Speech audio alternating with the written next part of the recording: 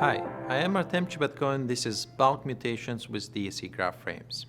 DSE GraphFrames are great for performing bulk mutations. When you need to insert, update or delete a large number of vertices, edges and properties, you can use DSE GraphFrames for the best efficiency. That includes bulk loading an existing dataset into DSE Graph initially. Here is the API for inserting, updating and deleting graph elements using DSE GraphFrames. Notice that the same methods, update vertices and update edges, are used for both inserting and updating data in graph. The way it works is as follows. DSE Graph does not do read before a write to verify that something already exists in the graph. Instead, for efficiency, we simply write data, which results in inserting a vertex or an edge if it did not exist before, or updating an existing vertex or an edge with new property values if it existed before. This is also consistent with how upserts work in Cassandra if you are familiar with this notion. Also notice that all methods take a data frame as a parameter. DataFrame df must have columns and values that uniquely identify vertices and edges that are being inserted, updated, or deleted. For example, in case of a vertex, we need a vertex label and vertex ID properties. In case of an edge, we need an edge label as well as source and destination vertex IDs. In addition, the data frame should have columns representing properties that are being inserted or updated.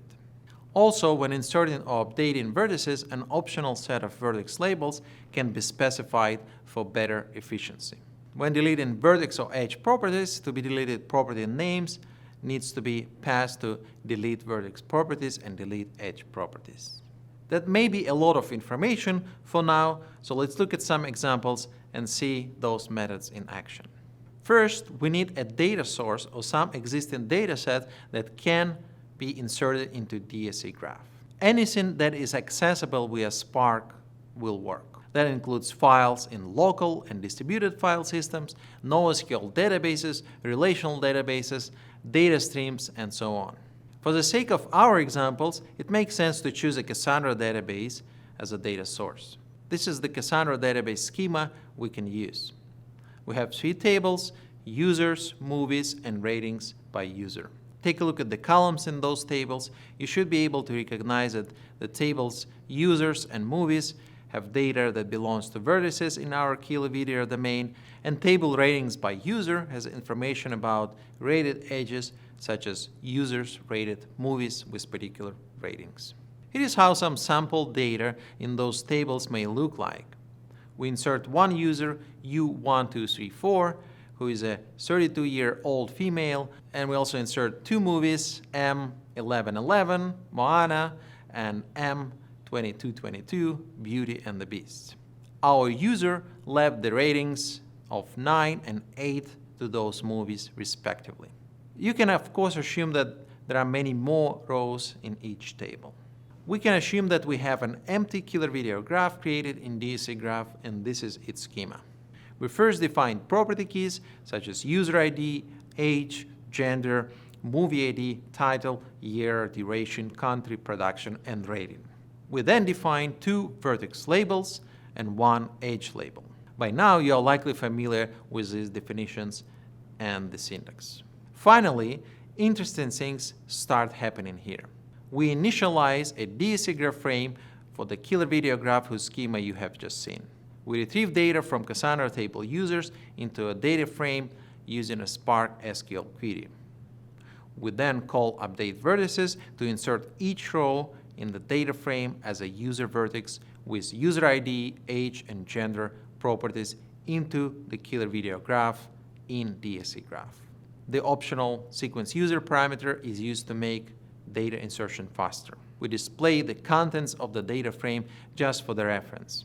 The data has actually been inserted to the graph. Now that was almost too easy. The only data transformation that we had to do is hard-coding the user label in the SQL select clause, because the user table has no column that stores a vertex label, which is to be expected. Next, we use the same strategy to insert our 2 movies. SQL query over the movies Cassandra table, update vertices to insert into the killer video graph, show the data frame content for the reference. Now let's see how we can insert rated edges into the graph. We then retrieve data using a Spark SQL query, but then we also post-process the resulting data frame. We need to add columns for edge endpoints, namely source and destination, which we do in the select method call. To generate values for the source and destination columns, we use method ID column of DSE GraphFrame and pass it a vertex label and any properties that constitute a vertex ID. We use method update edges to insert new edges in the graph. And you can see how the data in the data frame looks like to understand what it takes to insert edges. When we visualize our newly populated graph in DataStax Studio, we can see that we did a great job.